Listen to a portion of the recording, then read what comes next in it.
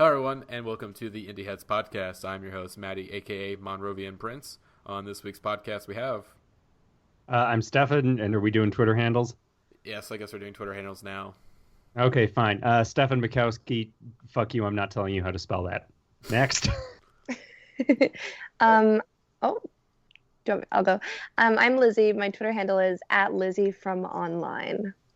Hi, and I'm Jeremiah. My Twitter handle is JoeDweebKing. Follow me for 80s content. And the greatest niche memes around. They're pretty niche, honestly. I mean, Jeremiah is one of my favorite people in the world because, like, he just is. I don't know how to explain it. You just go to his Twitter, you meet him in real life, you just see his comments, and right, you're just like, man, that dude is like, he's something else.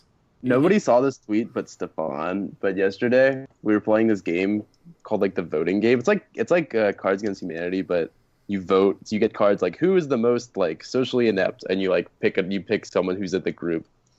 So the card that came up like whose moral compass is most twisted beyond repair, and I won it. And I was like, and it made me feel a little bit. At first, I was like, "Ha, I won!" And I was like, "Wait." Shit. I mean, again, because I was there when you were really drunk at Pitchfork, like the first day we got there, like the real life podcast.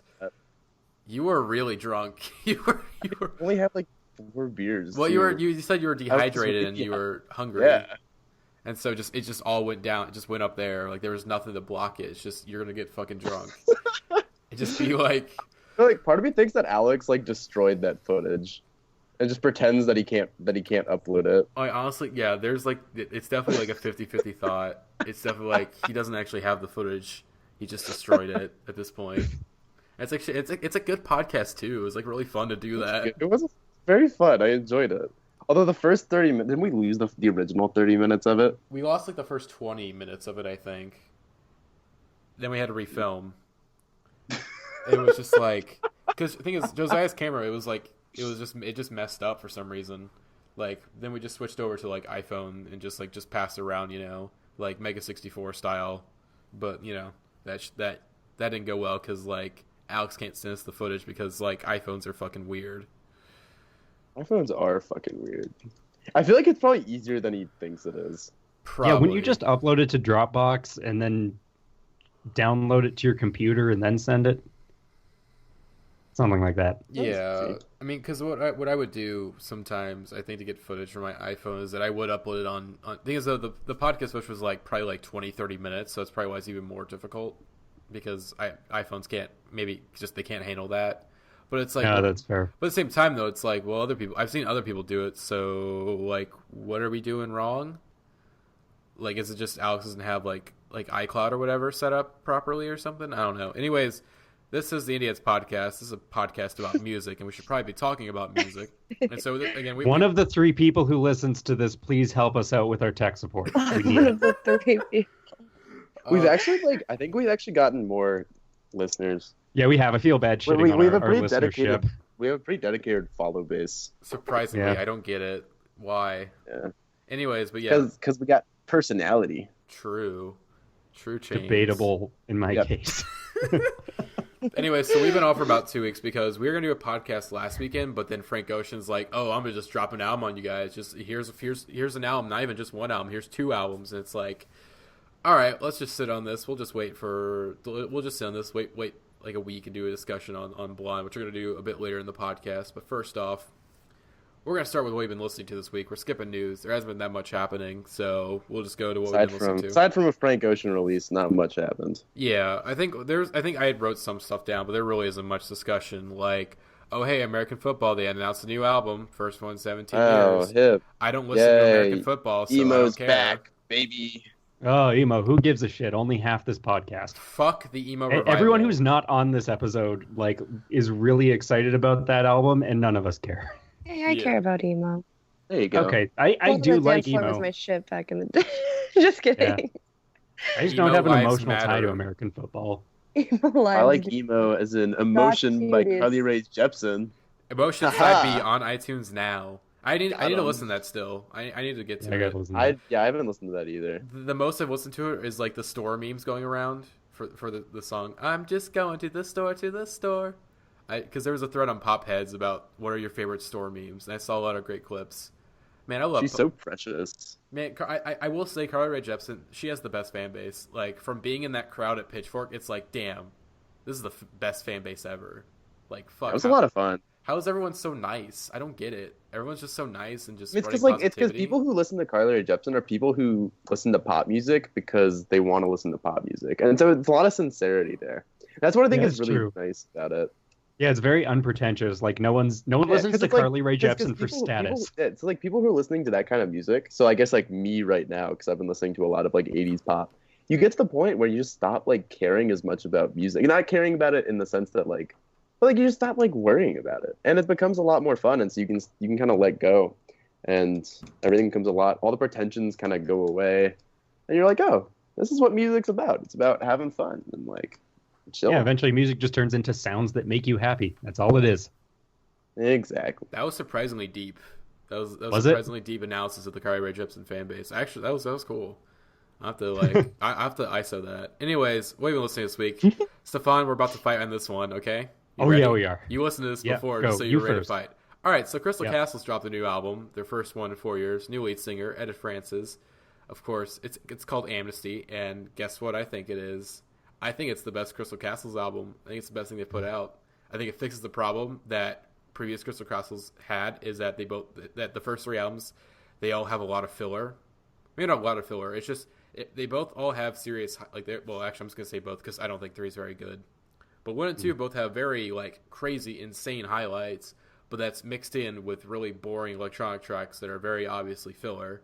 While Amnesty it's very short, to the point, no filler. Just here's the album, cool. It's the best thing they've done. It has some great songs on there, like fucking Fleece is great. I absolutely love that. I think Concrete is probably my favorite track on the album, just because it's just absolute. Like, I love the vocal effects and just the beat is so pounding. It's just like it's so good. But Stefan, on the other hand, he doesn't like the album. So please, I do not. Your point. I hate this. I hate it so much, just on principle. Not that it's like necessarily musically the worst album ever. It doesn't need to exist. Like, Ethan Kath really should have just like started a new band and been done with it, but instead he insisted on like continuing on as Crystal Castles after he fucking like dragged their image through the dirt with that breakup when he was posting like Alice Glass left the band like and did it in a pretty civil manner, and then he just fucking went off on that Tumblr post saying like, oh, like she didn't even like write our best songs, that was all me, as if like the fucking appeal to any Crystal Castles album is the production, which I say as a fan of the band, but like really it just it's so pompous of him to just like completely discard her contributions to the band, which made her like arguably I would say one of the like best vocalists of the 21st century, really. Their performances are so fucking good, and he has the goal to like go ahead with this middle of the road crap, like hiring a girl, and like I don't even mean to shit on Edith Francis because like, oh really? And this is part of the problem. This album sounds like he just like was taking the bus one day and saw her and was like, hey, she kind of looks like Alice, and then just fucking threw her in a recording studio and was like, make noises like Alice would make. I'll pay you with a Subway coupon. It's all I have. It's just it's so shitty to see her just fucking flop as a vocalist and a lyricist on this album. She's just a total non-entity, and it is so to the service of just like his own self-indulgence. This album makes me so mad. It's just a series of ideas that don't fucking work and didn't need to happen. And even like, I know for the most part, like there are some good musical ideas on this album. I won't deny that. Like, Concrete's a decent song, but even at its best, this album, just every song, there's like a better version of that song that already exists on that, like another Crystal Castles album. Like, Concrete is just a worse version of Wrath of God, which is one of their best tracks, period, I think. And it's so lacking in substance, I think. It's just 34 minutes of like vaguely Crystal Castles-ish sounding stuff that has nothing to really like grab you or hold your attention. And like, Alice Glass is doing fucking great for herself now. If you listen to the solo track she dropped last year, like that song shits on anything that is on this album. Why? Because it has, you know, solid, memorable production, like a memorable vocal melody. It has lyrical intent, like it actually has a reason to exist, and those are things that all of this album lacks, and it makes me so mad. Okay, I'm done. Whew. That was pretty brutal. I don't like this album. All right. I could have just said that, but there we go. I came out to have a good time, and I'm honestly feeling so attacked right now. Okay. Oh, I'm not attacking you. I'm just attacking. I'm mostly attacking Ethan Kath. Like, I really hope he doesn't listen to this podcast. No, he's listening. I will say, Ethan Kath, have you seen any recent photos of him? He looks like Oh my god, he looks so bad. he looks like he's in a '90s new metal band or some shit. It's like, bro, you gotta chill. Like 90s new metal band, but also just like rejected Duck Dynasty audition. If you look at their Apple Music banner. Or like a gross roadie or something. Yeah, like looks he like went a all roadie. fucking biker shit. Hey, whoa. Roadies are very nice people. Let's not talk smack about I'm roadies. not talking smack about I roadies, hung out with man. I'm roadies, just and I saying. drank with roadies, and I talked about Bruce Springsteen with roadies. They're lovely people. All right, well, I'll just stick to the '90s new metal band comparison then. There you go. But I'm not gonna justify why I think it's the favorite. Like, my name is Funkified Opinions on Twitter. After all, no, Funkified Opinions trademark. Let me reiterate that. I'm not gonna justify. I why understand I like it. if you like derive listening pleasure from this album. I just like on moral grounds object to it completely. I mean, here's the thing. I never was like a big Crystal Castles fan. I just think they obviously had great songs, but they were never able to like quite make a great album for me, at least. And I think this is the closest they've come to making a great album. And I do think like I totally get your point. The thing is like, if I was like a really big into Crystal Castles, I would definitely like hate this project because Yeah, just on like as someone who's been like, I listening get to it. them since 2010, like this project is such an insult. Like I totally get it, trust me. But it's just Yeah, like yeah. it's just I'm not that into them, so I don't really have that much attachment. So I'm kind of fine with them replacing. Because I do think, well, you're gonna get mad at me, but I do think Alice is a very important part of Crystal Castles. But I do think that she was a bit more replaceable than you think, because Crystal Castles did start off as Ethan's project. Alice was like hired on later. It never started as just Alice. It was definitely, at least for some time, it was definitely like Ethan's. It's Ethan's baby. So whatever he wants to do with that project, I do think he should be able to. So if he wants to get a new lead singer and then do it, I don't care personally. I do kind of see where you're coming from, where they just should have called it something else. But do you want to make money? Like, I think they obviously want to have careers and make money, so they're just going to keep the name because, like, hey, I want to be able to like eat when I get off tour and be able to live in an apartment. So, but yeah, I get your criticisms, but respectfully disagree. I think this is very solid album. Here's the thing, but just because I say it's the best Crystal Castles album does not mean I think of it like, oh, it's like a 9 out of 10. Like, I would probably give this like a 7.8 out of 10 or something like that. Like, I don't even rate it that highly. It's just, I think it's just solid, kind of experimental electronic pop. So, How dare you humanize the man I just spent 10 minutes villainizing and have a rounded opinion? How Well, dare you? also- That's not what this also you podcast could is also- about. I will Like say as a Ethan Castles does some counterpoint, shitty things. counterpoint to the money making thing about like he needs to use Crystal Castles because it's a brand. That's probably also like an ego thing where That's he's true. like, That's what it came out fuck as Alice to me. Glass. Because, like, well, I think Maddie's both. right in that, like, sure, he wasn't a part of their aesthetic, and so was Alice. Like, they really were kind of 50-50, but the way he just completely wrote her the fuck off is, like, that really kind of irritates me. And I will say that from what I've read, it is very disrespectful. But I think I read like the follow-up interview, and he did like a follow-up interview with Pitchfork after Alice called him out, and I think he said something along the lines of, which again I'm just stating what it is. I don't believe it completely because here's the thing. From both sides, it's like, okay, I really need like a third party to figure out like what the fuck happened because they both have because they both have conflicting stories. Because Well, that's the kind of the weird thing about this is, like, something big went down between them, and, like, no one really knows what it is. Because from what Ethan said, the story of how they broke up was that he was informed that Alice was taking like a year-long break from the band. And he was like, okay, that's fine, whatever. And then when that year came up, she just flat out left the band. And so I can kind of see why he would be mad at Alice and like try to go at her, because it's like, oh, you tell me this thing, and then all of a sudden you're lying. You just want to quit the band. Like, why don't you just tell me in the first place you're quitting the band? So it's a lot of just ego. like my first girlfriend.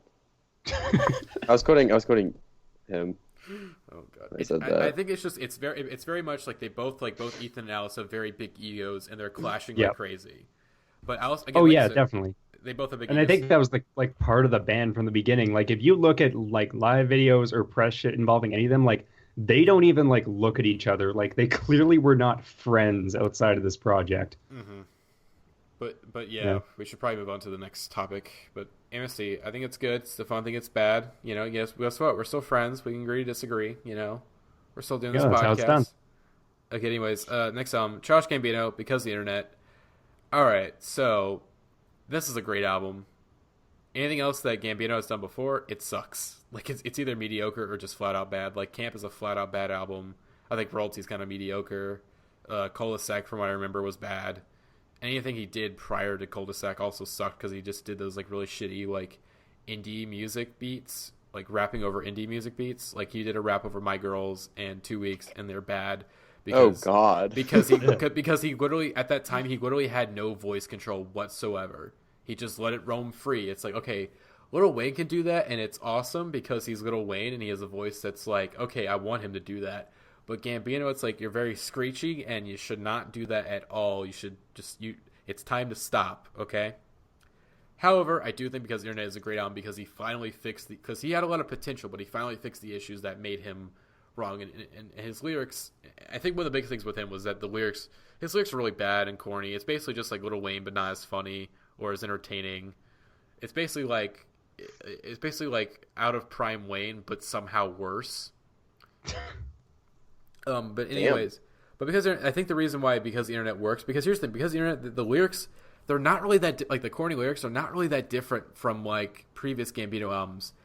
But I think they work in the context of the album, which I've always, for the longest time, I've said that, yes, this album is very pretentious, but I still love it anyways because it's pretentious. But I do think that the concept of the album, with the internet becoming like such a big driving force in people's lives, I do think these chording lines, they actually work because because I know this from experience now, okay? You know, I've been on Twitter.com very actively for the past year now. Childish Gambino is using memes and jokes to fight his emotional trauma. And that's why the corny lines work, because it's very obvious by listening. The character that he's playing in this album is someone that has a lot of issues and needs to get them worked out, but he fights these issues with memes and jokes and internet shit. So literally indie heads. Literally indie heads. And also, I will say, production-wise, I do think this is one of the best produced rap albums of, like, the past... Shit, how far do I want to go? I'm going to say past decade. I think it's one of the best produced rap albums of the last decade. Damn. It's seriously, it's just like, I know Gambino did production on this. I think it's like him and, what's his name? It's like Ludwig something. It's a guy... Ludwig Göransson? Yes, thank you, Stefan. Yeah, because I think he did music for Community. But yeah, they're both a great team, because the production here is just absolutely incredible. Like, it flows really nicely and has very unique ideas going on. It's not, like, super annoying. There's no like, super generic shit in here. It's very, like, original, which is kind of hard to say with some hip-hop nowadays. Even if I like it, obviously. It's definitely, like, it goes for its own thing, and I really appreciate that. And I want to hear more stuff like this, and there's not much stuff out there like it. But yeah, Because the Internet, I mean, what do you guys think of this album? I love it. I think I really liked Camp as well, actually. But Because the Internet is a great album. I know, I'm sorry. It's a very unpopular opinion. But I don't know. I think it was just because I was in high school when it came out. And like a lot of things that he dealt with, I felt was like really relatable to me. So I got like super into Camp. Like on the last track, I mean, we're not talking about Camp, but it's a great album. But Because the Internet is even better, and I think it's definitely the best thing he's ever done, and everything he's ever done pales in comparison to it. And I think it's, as you said, it was wonderfully produced. I think it was just an overall great album. Mm-hmm. I'm interested in the Pharaohs thing he's doing. He's getting ready to put out, like, 'cause he has that little like festival. I'm interested to see what he does next, because it's like what direction can he go in? Because he released that the Stone Mountain Kawaii EP like double project, which I thought Stone Mountain was absolute trash. I thought that was terrible, but I thought Kawaii was pretty decent. But it's just, I'm interested to see what he does, because it's like, because I don't know if I can call myself a Gambino fan just because I really like one project of his. I'm just interested in Gambino. Like, I'll see where things go, because hopefully he's able to keep up the quality. But at the same time, though, from just record alone, he seems very unpredictable. But I'm excited for his show, though. I think Atlanta looks great. I really want to watch that. I really liked him on Community. Trying not bad in the morning. I need to watch. He's a great actor. But yeah, he's a great actor. He's got. So yeah, because like Atlanta's a more serious show than anything. So I'm interested to see him do like actual serious acting. It's like, huh, okay. Hopefully the writing doesn't suck because I feel like it could go either way. But I'm hearing good things, like nothing but good things so far. So, yeah. Welcome to the r/television podcast. How's everyone doing? I'm still winded from my Crystal Castles. Let's not associate with our television because that's not a nice subreddit. They just kind of circle jerk about how Trevor Noah sucks. Trevor Noah's fine. I thought again, He's great. It's fine. No. Natty, you don't get it. He's bad. I mean, all right. I mean, now you say that he is kind of bad. I mean, yeah, I think I get it now. Fuck him. I mean, yeah, that's exactly right. You guys seem to get it now. I mean, he's not Jon Stewart, so that just not Jon automatically makes Stewart. him bad. Yeah. He's also South African? Yeah, he's South African. Yeah, you're right. Okay, we should. Yeah. Stefan, anyways, moving on. Stefan, what you listen to this week? Who's next? Okay. I'm still out of breath from ranting about Amnesty. Do you want to pass it off to someone else? No, I can go. I'll just make it a very this is a me heavy off the top episode of the podcast, which is rare. So lately I've been listening to the new album by Wreck and Reference, Indifferent Rivers, Romance End, which I have been loving so much. This album, I started out thinking it was pretty decent, and now this is pretty much a top 10 lock for me. I absolutely love this thing. I think this is one of the most different metal albums to come out in a long time. This is very just anything else I've heard, and the main reason for that is Wreck and Reference's kind of main thing. I'd say it's a gimmick, but they differ from a lot of metal bands in their instrumentation, which is just drums and a sampler. And you would think that's a very terrible combination, because I don't know, usually electronic instruments and metal don't have the best relationship with each other, see Broken Side or stuff like that. That's usually what you think, but boy, these guys use them just so tastefully and so well, and the textures they create are fantastic. This is such a kind of these are very contradictory words, but it's a lush yet doomy album. They use a lot of very morose instrumentation, a lot of electric pianos, guitars, very droney synthesizers, and while you would think again that would create kind of a pretty non-existent musical texture, the songwriting on all of these tracks it's so tight and precise, and the drumming is very dexterous and versatile as well, and it's constantly engaging the way they keep evolving these textures to complement the songwriting. And the lyrics and vocal performances are fantastic as well. I really love just how much substance and intent there is on this record, especially my favorite track, which is Bullwhips, and then the opening track, Powders, lyrically are two of the most devastating breakup songs I've ever heard. They are so intense, and a lot of that is because the vocalist performances are very just harrowing and dramatic, and even if you don't like harsh vocals, the emotion behind them is just so compelling. And they also have a lot of vocal diversity on this record too. There's a lot of spoken word, there's a lot of kind of soft singing. There are parts of this album where he sounds like Jesse Lacey off Brand New, and those are used very well and do a lot to complement kind of this very weepy and shrill vocal tone that the vocalist adopts on the rest of the record. So yeah, I've just been loving the way this album creates just a perfectly, bleak and melancholic and tortured atmosphere throughout. And this is definitely going to be something. This is an album I like, listening to a record and feeling that I'm going to have a relationship with it for a long time. And this is definitely one of those records for me. And I think even though it's going to alienate a lot of metalheads, a lot, if you're not into metal, this might actually be one of the more accessible projects for you to get started out in the genre, because it's not just so ball to the wall. There's a lot of very palatable things on this record worked into, sort of the harsher, heavier aspects of it. So I definitely recommend you check that out if any of that sounds interesting. Second thing I've been listening to is Church by Kelsey Lou. You had me at breakup songs. I'm in. Oh, continue. Fucking read the lyrics to Powders and Bullwhips, dude. It is and that's what this album is about. That album is essentially an album about a dude relationship, and it sells it. Anyways, can I move on to the second one? Yes, continue. Okay, second thing I've been listening to is Church by Kelsey Lou, which this is gonna make Jeremiah mad. But in a year where Psychopomp came out, This is the most impressive debut project I've heard all year. This Whoa! Uh-oh.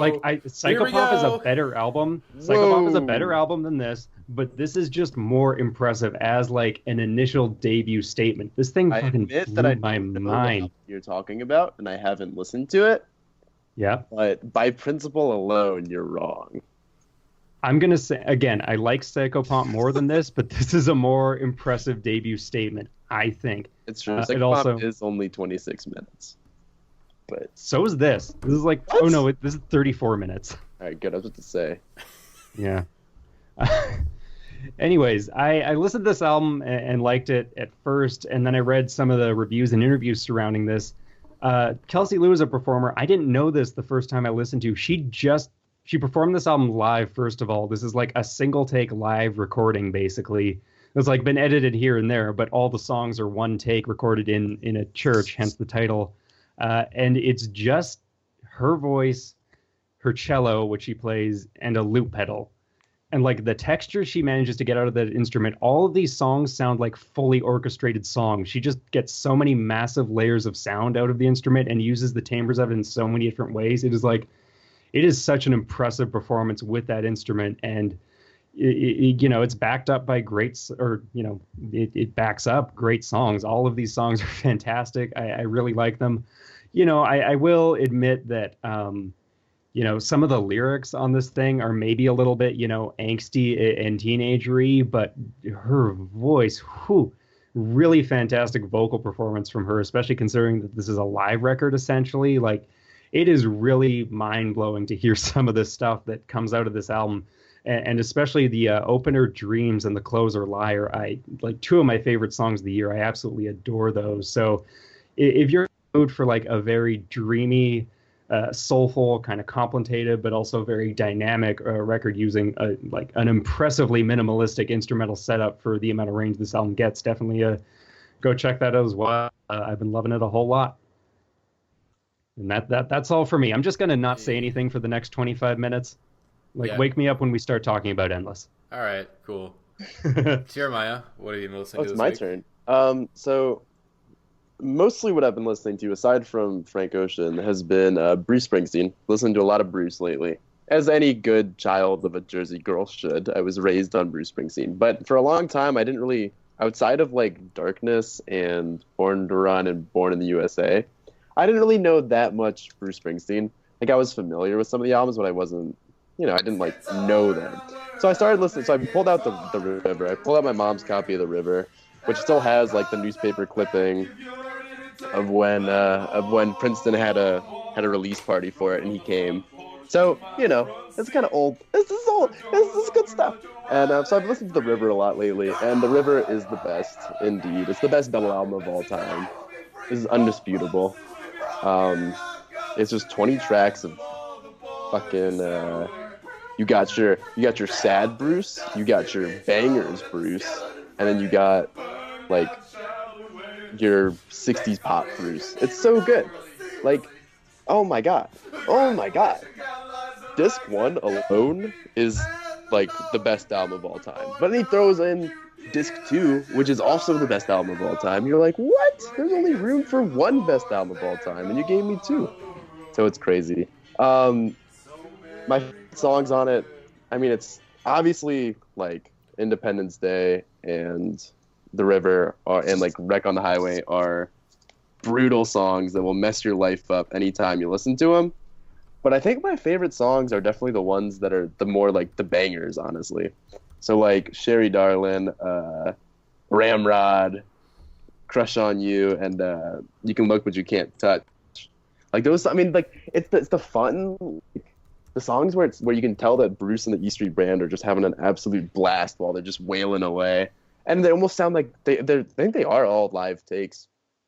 And so it's just a lot of fun to listen to those. And Bruce has been quoted in saying that this is like The River's his favorite album that he's done because it's the one that he always set out to make every time he made a record. And you can actually hear it because it's the mix of just kind of bombastic, just completely, just sincere, like bangers, just going in on them. These songs bang in the whip, like literally. Like, you should be driving while listening to half of these songs, but you also have some of his most emotionally riveting and just devastating songs, like Independence Day.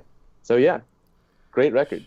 One of my favorites. Anybody else like The River in the podcast? See, I have to commit to a sin, Father. I actually have not really listened to that much Bruce Springsteen. Despite you and that's AJ's fine. constant standing of Bruce.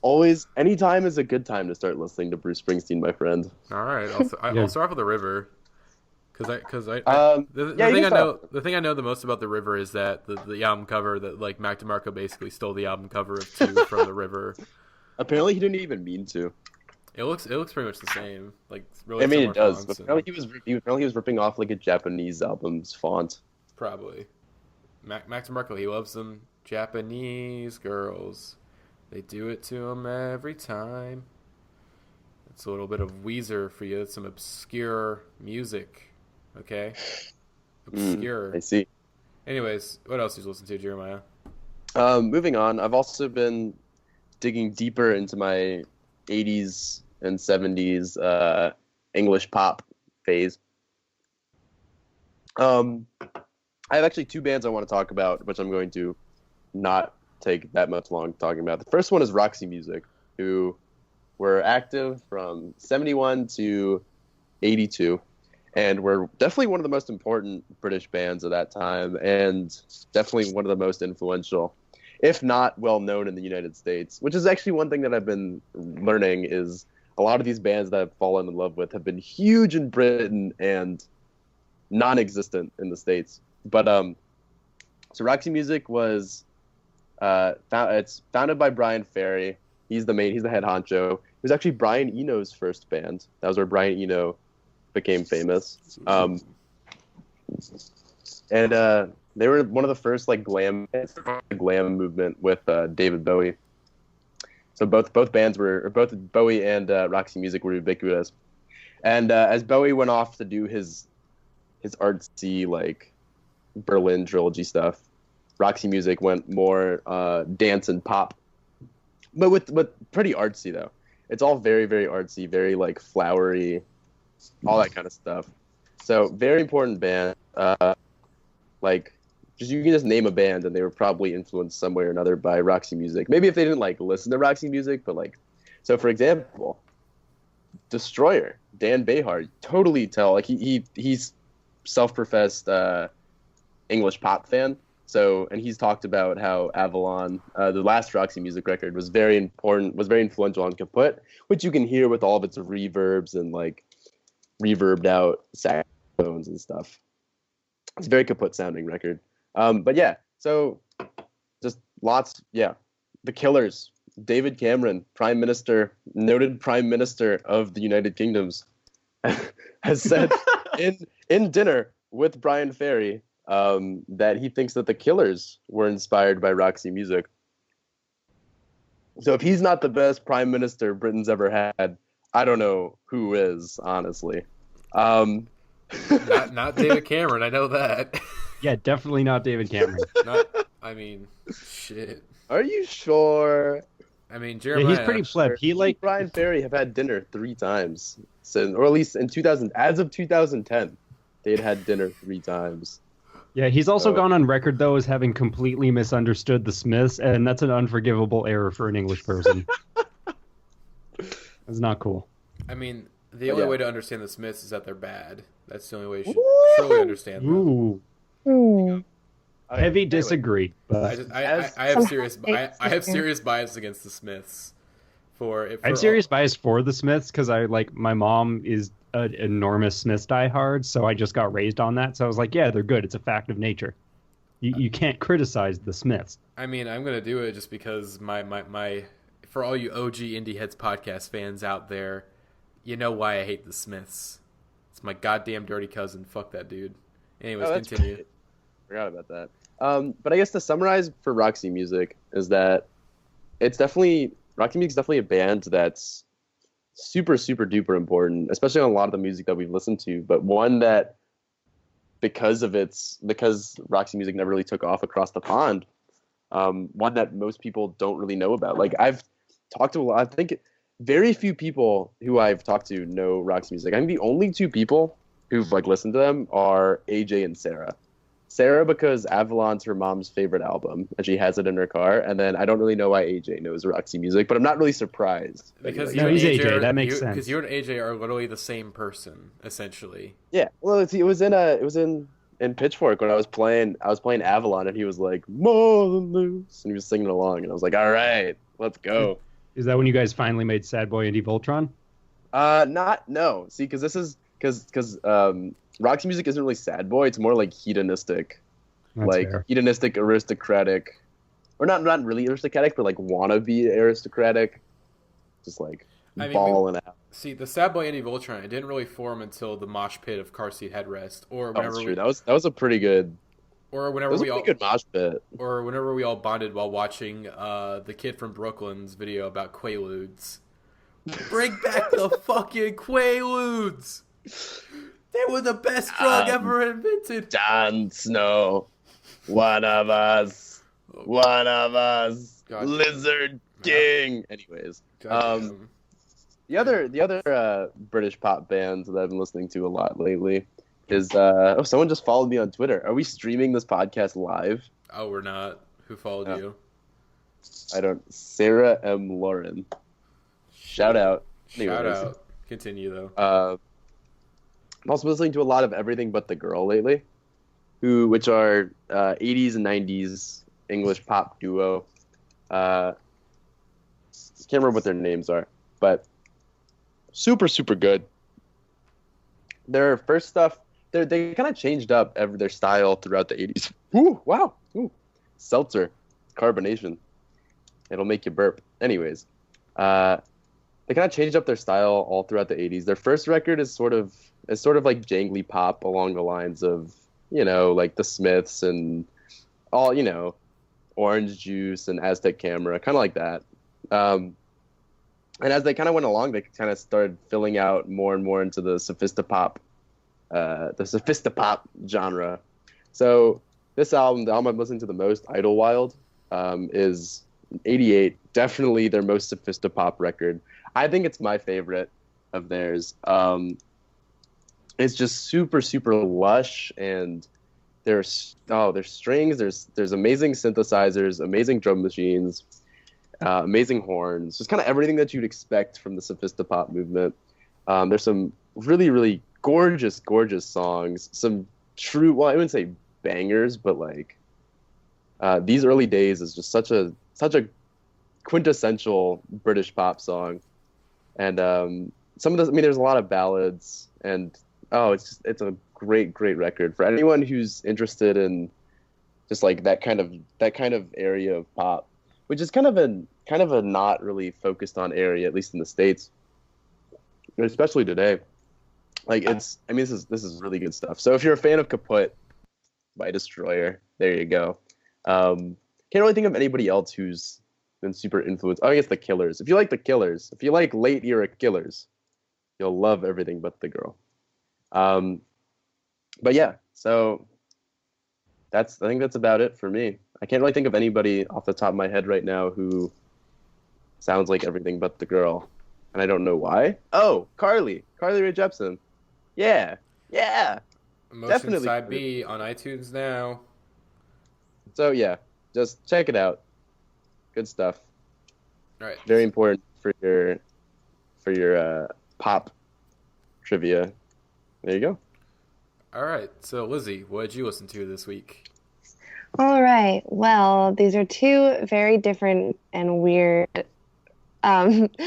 choices, but I have listened to the new Glass Animals album, and like I remember when I first heard Gooey, and I was like, "What kind of head ass shit is this? Like this is like I work at Starbucks and like I work at Starbucks and have only the emoji keyboard on my phone.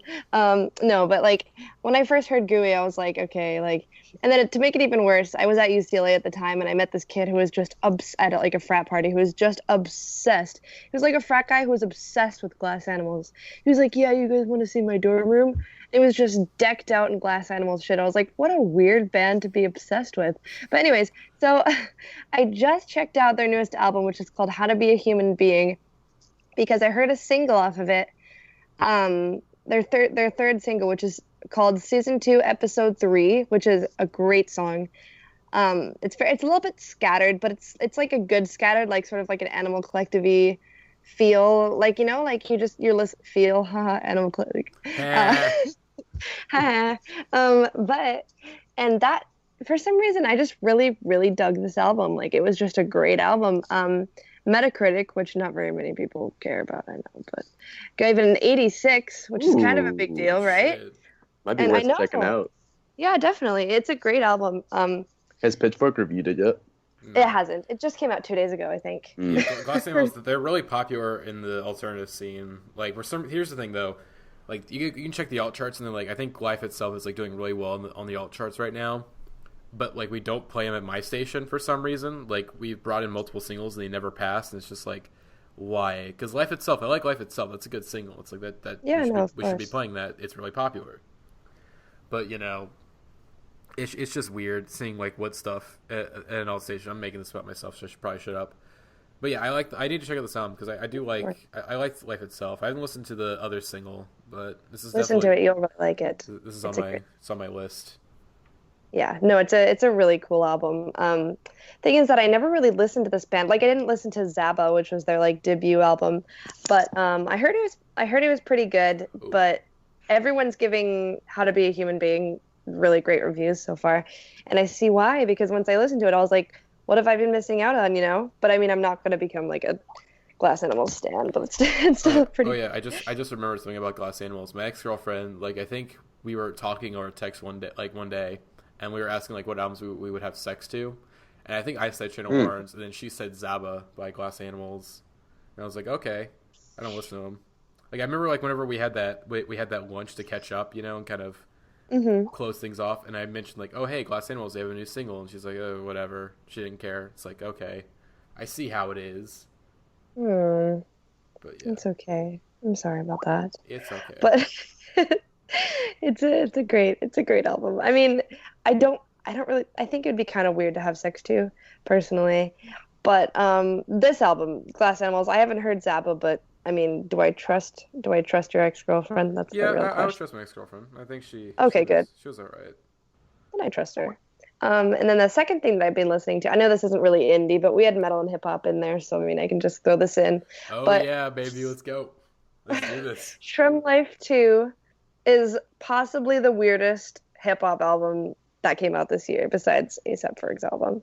Because, I mean, like, it's great, but like, I'm really bad at enjoying bad music, and I know all the indie head people are gonna be like, "Oh no, like, what do you mean you enjoy bad music?" But like, Ray Shremmer, like Shrimp Life, like one Shrimp Life was just like, that was an amazing. I really, really enjoyed that. It's great. That album. It's one of the best albums of last year. Fantastic. Right, exactly. And I thought that Shrimp Life 2 would be just as good, and in all honesty, it's not. There are some of the cheesiest, corniest lines I've ever heard in anything ever. Like, sometimes I'll just be like listening and I'll be like, what? Like, did he just say what I just thought he said? Like, I'm trying to think of things that he said. He'll be like, every time she contort it, I support it. Or like, she say she love me, I think she trolling. Or like, get you a boy that can do both. And it's just so memey. I'm just like, I mean, they had that shit on the first album too. Oh no, of course they did. But this album, I've noticed, is a little bit more ridiculous than their Shrimp I Life. mean, I do think Shrimp Life 2 is good. Definitely not as good as Shrimp Life 1, but I didn't expect it to be. Like I really didn't. Right. I knew this album probably was gonna be as good as the first one. So I think the first Like, one really you can't really touch Shrimp Life 1. No, exactly. It really was like lightning in a bottle. It was Because like, it was like, it's got the meme value, but also the party value. You know, exactly. these are Oh, yeah. songs that you can play with your best friend and laugh about No Type, but also songs that you can turn up to, like No Type. Because I don't have No Type. Bad Bitches is Bad the only Bitches. thing Yeah. that I like. I remember when They that also- song they first also came out. definitely, predicted Donald Trump's rise to fame. Oh God. I think they might be psychic. Slim. Me and Soily. But no, I think they might be trolling Lizzie. I named Oh my yeah, you're right. I named my Chinchino in a Pokemon game, my competitive Chinchino, which is, by the way, a great Pokemon. It's the little scarf chinchilla. I named it Swaley in solidarity. Hell yeah. Oh, I'm dying. Oh, you okay, Jeremiah? Yeah, I'm good. But I will say though, I do give Sure Life 2 respect because it's like they at least did try to go for something different. They weren't just gonna make no, Sure it's Life 1 great. again. It's definitely a lot darker. It's like I made a tweet like comparing like Sure Life 1 is Dayman and Sure Life 2 is Nightman. You know. Oh yeah, I saw that actually. I should That's a go good retweet. comparison. I actually haven't listened to Storm Life 2 yet because I forgot that it came out. I think most people did because literally the label did like no promotion whatsoever. The promotion first. The reason why the promotion was terrible is that they weren't able to get like a good first single to pop off. You know, like here's the thing: the first single should have been "Start a Party." That should have been the first single. Yeah, I If that was agree. the first single, we would have like the album would have come out sooner because it got delayed by like a month because the label was like, you guys haven't gotten a single to go off yet because the first two singles you put out are both like really low key and not very like they're not as energetic as like No Type or shit. What was or Throw No Flex Zone. Yeah, No Flex No Zone. Flex Zone. Ooh. No Flex. Oh, yeah. But- But, like, honestly, like Shrimp Life 2 was good, but the lyrics, it's like Childish Gambino. Oh god, that was a horrible comparison I just made. But like when you listen to the lyrics, like you'll be like, oh man, like why? But at the same time, you're like vibing out to it. Like Black Beatles.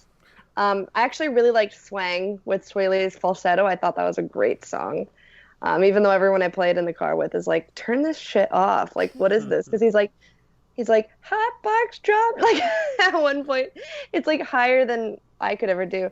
And no, it's a great album. It's just some parts of it are bad. I'm not gonna lie. Mhm.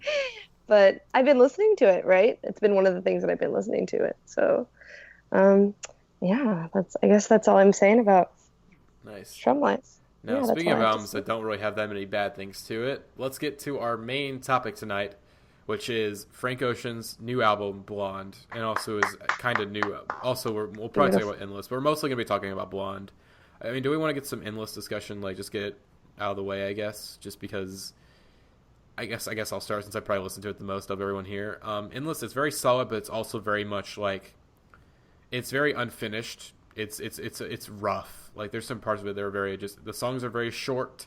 There is not really that much stuff connecting it. You know, it doesn't feel like an album. It just feels like a bunch of scraps kind of put together, maybe from the sessions of Blonde or stuff he's just been kind of playing around with. Obviously, there's still some great songs in here. Like Alabama is absolutely fantastic because fucking Sampha.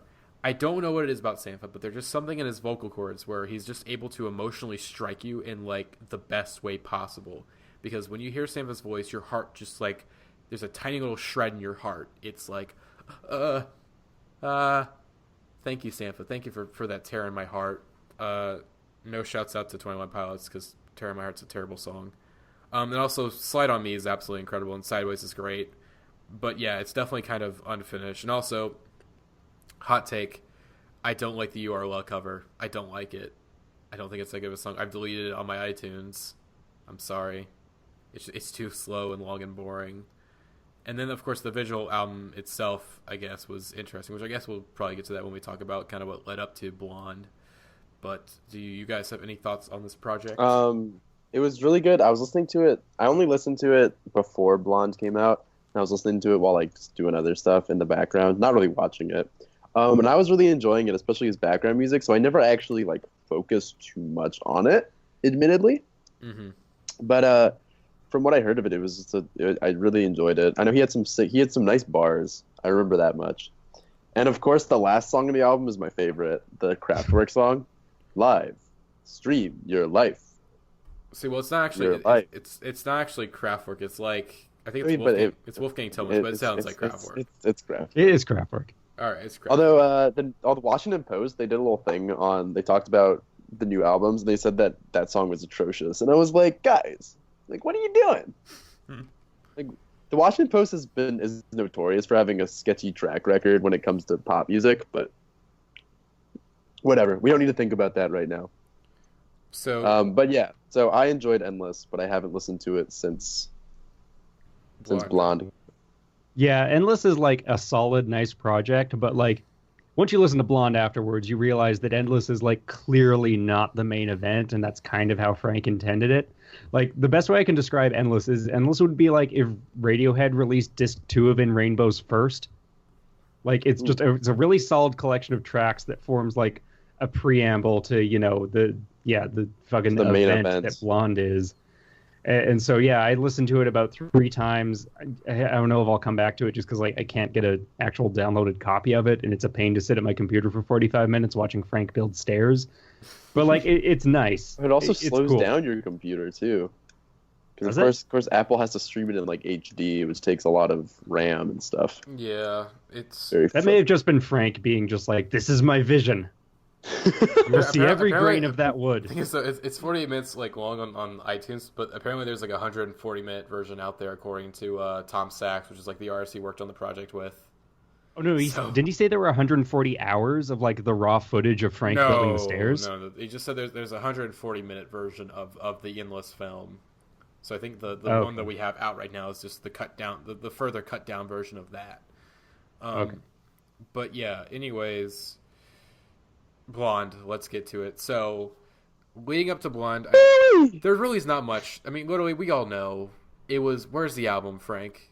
We had that July 2015 post where he had the magazines. He said he's got 2 versions. I got 2 versions. And nothing happened. We didn't get anything. For a year, it was almost complete dead silence. July passed, dead silence. Which Nothing. some people handled better than others, admittedly. I just want to say Twitter was such a destructive influence on the promotion cycle of this album because like I wasn't really on Twitter back then, but like I saw how much people were complaining and like people on hip hop heads were insufferable too. But like when, August 1st happened and we didn't get the album, I was like, okay, you know what? He broke a promise, but it's going to come out when it's ready. And like Yeah. it's going to be better than if we forced him to drop it now. And I was so goddamn right. I the honestly thing, though, didn't really care that much about him not dropping it. A lot of people were really upset. But for me, I didn't like. It was just like, whatever. It's going to come. Yeah, it's like let him do his thing. Just let him do his thing. It's going to be so good if you just leave him alone. Mm-hmm. I mean, here's the thing that I guess where you guys talk about the New York Times putting out that article saying, hey, it's going to drop this Friday. They did actually. The album was actually supposed to come out that Friday, but they delayed it by a week just because the element of surprise was ruined. Yeah, It's like, well, shit. that was the other thing. It's like the more rumors come out about this album, like the more Frank's going to delay it just because he wants to control the situation. Mm-hmm. And then so yeah, it was like, oh, it's the album's called Boys Don't Cry. No, it's actually not called Boys Don't Cry. Now it's all it's like, god damn, they're just like I generally was able to pretty much be fine. Like the only time I didn't get mad because it's like, okay, I can wait. It's like Channel Orange still sounds fresh. Like I can still listen to Channel Orange and go, damn, that still sounds like it just came out yesterday. I know it came out like in 2012, but even then, it's still just like, okay, I can still listen to this and be like, this is still really like insanely relevant to my life, and I love it. And so I was willing to wait. However, like the week or so before, it was definitely like, it was getting really insufferable. It's like, okay, is this thing dropping or not? Like, I just didn't care anymore. I gave up. I was like, this live stream shit, I don't care. Like, I think it's just kind of funny, like how everyone's like freaking out about it. The last live stream, we knew something big was happening because the staircase was almost done. The thing is, I was doing a radio show while that was happening. So like, while everyone else was freaking out about that, I was just in the radio station, just like, okay, just checking Twitter occasionally, seeing what's going down. It's like I had to miss out on this event because I had to do a radio show where I played music I wasn't even that into. Like it was probably like my worst show in terms of music, just because it's like I was just picking out random shit that like people were suggesting me. Anyways, though, Blonde, of course, after 4 years, it finally dropped on Apple Music as an exclusive Apple Music release. And also, we should probably mention that this is something which I saw mentioned at some point in like an interview or something, but it didn't really like. It was kind of like whoa, Frank is 28 now. Like, he's kind of old. I mean, not like okay, obviously relative, but he was only 24 when we released Channel Orange, and now he's 28. He's nearing the end of his 20s. Mm-hmm. And I don't know, that's something that like probably doesn't mean as much as it does, but it's kind of interesting. I mean, that was a shocking thing for me when I found that out because, like, I assumed Channel Orange was a late 20s album. It just sounds so mature and has so much perspective to it that, like, I thought Frank was in his early 30s by now. Made Channel Orange when he was 24. It's so embarrassing to be in your 20s and have not made Channel Orange, you know? Like, it's like, damn, how do you do that? I mean, I made the Indie Heads podcast when I was 17, so I mean, I kind of get the feeling. Oh yeah, I released some bad EPs on SoundCloud. We've all had our fine achievements. Oh yeah, but Blonde, it's like, here's the thing with when it first came out. Like, I was still in this, like, for at least a day, like at least 2 or 3 days after the album came out, I was still like in a state of denial. Like, no, this album isn't out. Like, I don't believe this is real. It's not a real album. It's like it takes like so much time to process it. Like, oh yeah, you're listening to a new Frank Ocean album. Like this isn't fake. This is really happening. Like, Frank finally dropped, and that's just such a weird feeling that it finally like dropped. And of course now we now have gotten more time to evaluate the project, and that's why we're doing this discussion. Even then, I don't even know if it's appropriate to do the discussion right now. Like, I still feel like I'm missing things about the album. Oh, this album is going to take me like a full year to understand completely. Okay. I've listened to it a lot, and I think I understand it pretty well. I understand it, but I don't. I understand like, I get it, but I can't discussion. Parse out its details and talk about it. Like, we're gonna have to do another discussion, like a couple months, like later, like towards the end of the year. We'll have to do another discussion on this, just because it's like there's certain things with the album I think we're missing out on that, like, we're gonna find out in the coming months. You're gonna go like, oh shit, okay, oh my god, how did we not get that? What? Like, even the most Orange appropriate, like, just the most appropriate discussion for this album, like, is gonna happen at the end of the year. And Channel Orange for me was the same way, where, like, I think you were about to lead into that, Maddie, where for me, like, I listened to it and I was like, okay, like, I see it, like, there's something going on here that is very compelling, and, like, I'm gonna keep listening to this even though I don't quite get it yet. And, like, by the end of the year, I was like, holy shit, this is one of the best albums I've ever heard in my life. This is amazing. And I feel like the same thing's going to happen with Blonde. Maybe not to the same extent, but at the very least, you know, like I said, you're going to be able to analyze and talk about it and discuss it in a way that is just more informed than we can, like, right now, which is really just talking about, like, how the album makes us feel, pretty much. Mm-hmm. And I guess I'll start with some of my thoughts about the album. I'll kind of get into not get too in depth just yet, but, you know, basically I've been very, like, I've had a lot of mixed feelings about the project. Mixed feelings, not like right now. I don't have mixed feelings. I love the album, but, like, leading up to it, it was definitely just like I was flip flopping on how I felt about it. So when it first came out, you know, I'm just generally confused, like, oh my god, this is real, this is happening. And following that phase of denial, like, ends, it's like, oh, how much do I like this? I mean, I like it, obviously, but do I love it? Like, it kind of lacks the high, like it doesn't have as much, like, serious highlights as Channel Orange. Like, Channel Orange is now made of, like we were discussing this on Twitter, Stefan, how Channel Orange is an album, like, literally composed of that one song. Like, it's an entire album of just that. And this album isn't that. And that was just me trying to figure out, like, basically it's bargaining. Like, it isn't Channel Orange 2. Like, I know it's not Channel Orange 2, and I should stop thinking it's Channel Orange 2, but I can't like, stop feeling that way, because it's been 4 years, and this is the only thing I really have it to compare it to, really, because I'm not really that into... I like Nostalgia Ultra, but I'm not, like... I haven't listened to it in full in, like, years. But anyways... And so, finally, whenever I kind of go over the fact that it's not Channel Orange 2, like, I really, like, the album where it really had that... Where it really clicked for me was, like, on my... I went to Kurt Vile, like, last week, and I was listening to Blonde on the way home, and I'm like in, like, very, very dark outside. It's like 11 o'clock, and it's like, shit, it's clicked. Like, this is the time I had to listen to the album. Like, was in this specific, like, moment in time, and, like, this specific, like, environment was in my car on the way home, like, driving on a highway late at night. It's like, it clicked. And of course, then, like, I listened to it last night, and I'm like, okay, like, shit, this is top 5 this year. Like, I can't. Like, it went from being like, man, I don't even know if this is going to make my top 10 or my top 15, now to, like, okay, it's top 5. It's got to be top 5. Like, come on now. The best, like, summary I've seen yet of how everyone reacted to this album is, like, none of you guys have seen the Big Quint video for it yet, but, like, at the end, he's just sitting there. He's like, you know what? I'm going to be honest. I'm going to need to listen to this, like, 4 or 5 more times before I form an opinion on it. Smash cut to him in a different t-shirt being like, it's been 4 days. I love this album. Like, that is exactly what happened with me. I still need to watch the video. I still need to watch Good. Frequent. It's like a lot of him being, thoughtful, which is rare that you get like introspective Big Quint, but it's interesting. Okay, Oh. so unlike appears to be you guys, I Channel Orange is pretty immediate for me. I kind of understood. I mean, my brother tried playing me Frank Ocean in like 2010 and 2011, back when I kind of wasn't really about hip hop or R&B or anything. And I didn't really like appreciate him. I heard like Novocaine, and all I heard was like the "fuck me good, fuck me hard, fuck me numb," and I was like, wow, like another song about having sex, like pop music today, kids. Am I right? But then when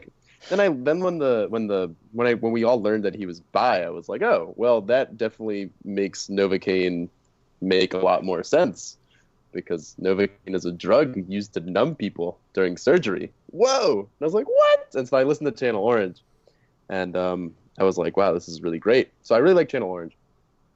And coming into Blonde, obviously I was excited.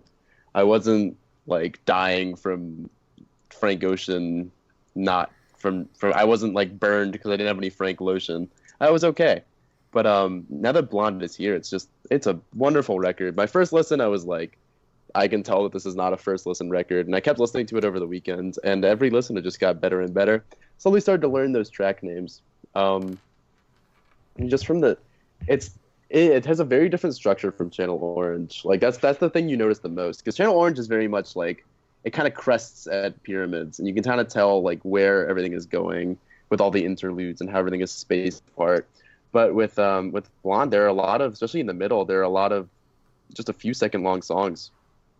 I mean, sorry, a few seconds. Wow, like minute long songs, some which aren't even like interludes. They're just short songs, and so it's just kind of like this many tracks all spread out. And it's wonderful. Ivy, I think, is maybe the best song he's ever made, in my opinion. Like, which I know is kind of assertive, knowing that Crack Rock, Pyramids, and Lost exist. See, there but you go.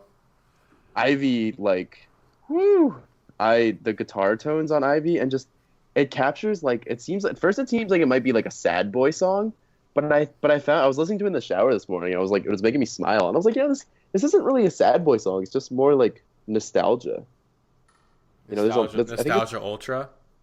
Yeah, but like nostalgia in like the Channel Orange sense, and like how he picked the name Channel Orange because that was the color he saw the summer he fell in love. It's kind of like that.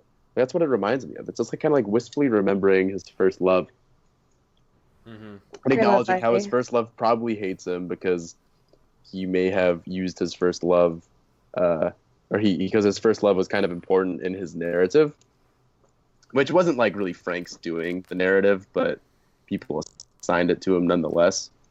But I mean, Ivy's a beautiful song. It took me like once I realized which song Nights was, and I realized that the two beat switches in Nights were the same song, because the first like 10 listens I wasn't looking at the track listing. So some people were talking about the beat switch in Nights, and I was like, what are you guys talking about? Like, that's just there's like what I don't understand. And so I was listening to it. I was looking at the thing, and then when it goes to the third part of it, I was like, what? This is the same song? No way! Yeah, and that's when Nights really clicked, because I was like, what? I think Nights I kind of have a theory.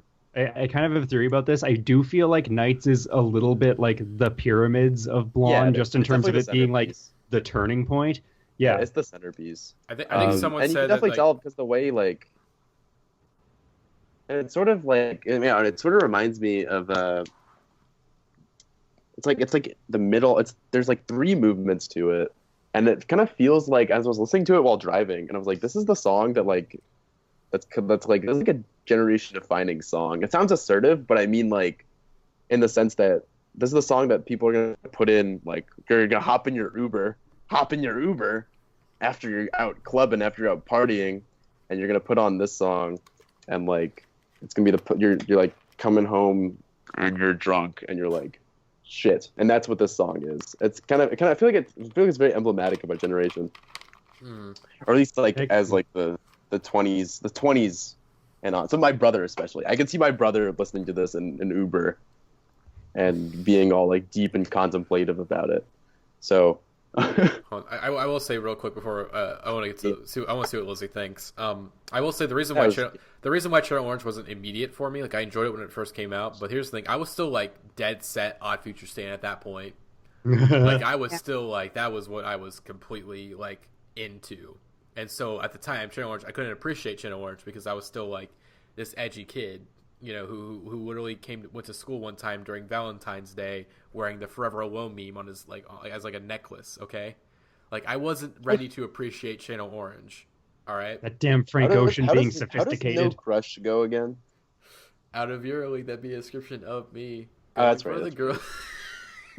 Anyways, Lizzie, what do you think of one? Some initial thoughts. Of Blonde? Okay, let me first just say I understand being the Odd Future stan, as I was one for a little while. Being like the huge, like, just like sitting there in your car, like first learning how to drive, like got your learner's permit without mom, or like first driver's license for the first time, like listening to like kill people, burn shit, fuck school. Like, no, I love Tyler the Creator.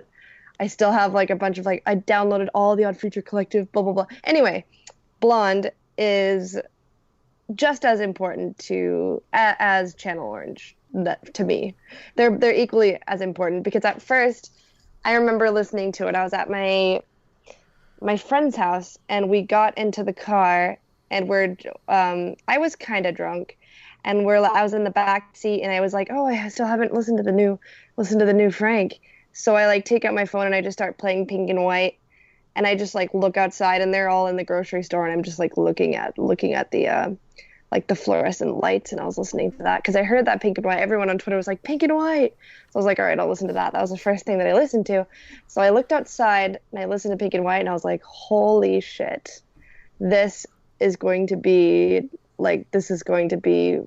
such an important album to me, right? And I mean, I really I loved Channel Orange. Channel Orange was incredible. I was one of those people who was like, oh my God, like Frank needs to drop because like, I mean, at the same time, I was kind of annoyed by everyone who's being annoying about him dropping, like, oh, you know, fuck Frank. I'm not even gonna listen to him anymore because like he's taking so long to drop Channel Orange, or Blonde, Boys Don't Cry, you know, then as we knew it. Shouts out to Glock Lesnar on Twitter. Shouts out, biggest Frank Ocean stan. The final boss of Frank Ocean stands. Anyways, continue. I'm sorry. No, it's okay.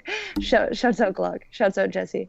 Anyway, so no, Blonde is just it's fucking great. Like my favorite album or my favorite songs off of it are probably Nights, obviously, Ivy, Pink and White.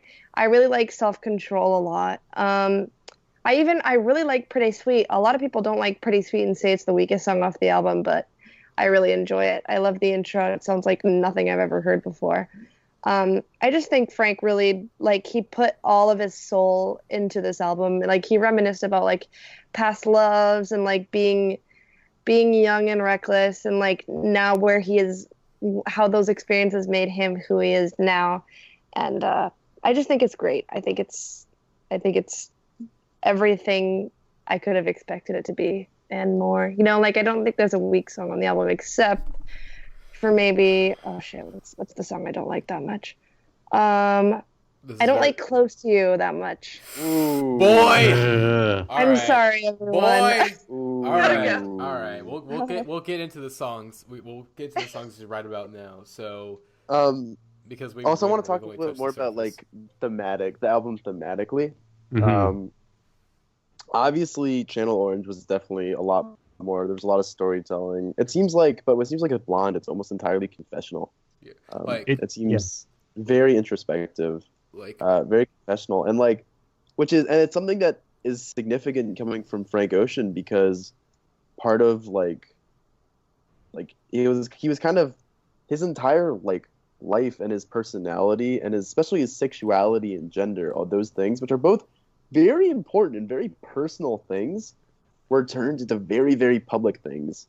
Which, I mean, it's good. It's good that he came out as bi because that was definitely pretty important. But you look at people on Twitter and you look at people on Hip Hop Heads, and him being bi is that's Frank Ocean. they hear Frank Ocean and they're like, oh, the gay black dude who sings about sex. Like, that's Frank Ocean for them. And I think that's a lot of what Frank has been addressing on Blonde. There's obviously a bunch of, there's, my favorite line on the record is the one in Future of Free when he's like, didn't you get the memo? I don't fuck bitches no more, but I'll make an exception for your bitch, so get out of my photo. And like, that line is kind of, it's like kind of like, oh, haha, it's kind of like ignorant at first, but then you're like, wait, like, this is savage. Like, oh my God, it's so savage. Because you have people on Twitter who are seeing the poem he wrote about, the boyfriend poem he wrote in his magazine, and they're like, oh, so cute, because they just see the title and like assume that because it's called Boyfriend, it's like an adorable poem about being gay, and like gay people are so cute because I'm so culturally accepting because I like gay people. And it's like, no, I mean, I think actually the poem being called Boyfriend was an intentional bait in that sense, because it's about an abusive relationship. It does not matter if like the boyfriend, if it's like a gay relationship, if it's even Frank narrating. It's just the fact that like a poem by a man called Boyfriend, a man who is known to be bi, is like, and people are like all over that shit. They're like, yeah, like I identify as Frank Ocean. Like, I don't know. And I think a lot of the album really does address that. Because like you can tell that he's been pigeonholed and he knows it, and so it's just, I don't know. Yeah, definitely. Blonde is definitely. Here's the most important thing: is the blonde versus blonde, blonde with an E, and versus blonde with no E. I think that sets up like kind of what I want to talk about, which is, to me, this is an album of like dualities and an album of contrast. You know, it's inner versus outer, masculine versus feminine. It's all these things, and he's exploring all these different dynamics, I think, in a way that is very different from Channel Orange, like you said, because Channel Orange was kind of just like an album of short films. Like, he had such an acute, specific storytelling lens that he used so well to play these characters. And now I think he's just turned that lens inward, and he's using those same methods on himself. And the difference is that it doesn't create, you know, sort of a segmented album of like, this is a story so much. It's just kind of like this gradually shifting palette of moods that I think chart him going like, for me, that sensation of being pigeonholed, it kind of charts his slow disconnect. Like I said, I think that peaks at nights is sort of the moment where he realizes just how far removed from reality he is. And then the rest of the album afterwards, I think, is him slowly getting back to that and landing on just sort of this sense of optimism and hope and a sense of self on Future Free. So I think that's kind of like, that's the narrative scope of the album for me. And that's what, to me, thematically, at least as far as I understand, that's what he's doing on this record. That's pretty, I never really thought of there as being a narrative on the record. That's one thing that I separated from Channel Orange, because Channel Orange is kind of a little bit of a narrative, but it didn't feel like there was one for Blonde. So I'll listen to it now that you've suggested that. I don't think there's a narrative so much as a progression. It's following Frank from fair. like one state to another to like the return kind of. It kind of reminded me of like The Sun Also Rises, because it's just kind of like it felt like he kind of ends up back where he started, except with a bit more nostalgia, you know? Because I mean, it's pretty sad. Because like, think about it too. You're Frank Ocean. You go to the bar. You just want to get a beer. A gay guy sees Frank Ocean and is like, "Oh my God, it's Frank Ocean. I can fuck up like a rock star." And so they walk up to Frank and like they're just like, "Hey, like, you're gay," and he's like, "I mean, kind of, but maybe I don't want to do that right now." And I don't know. And you also have like, I just feel like I feel bad for Frank being like pigeonholed into his sexuality and gender. And I guess I already said that, but that's, I don't know. That seems to be a central theme of the record, and a thing that I think a lot of people haven't really been getting on Twitter, which I think is funny, because he's kind of making fun of them and all the people who with their memes and stuff. I have no idea what I'm saying. I was gonna say about Channel Orange. Basically, Channel Orange is Frank Ocean saying, "Hey, I'm the greatest songwriter alive. Go fuck yourself," and it's wonderful.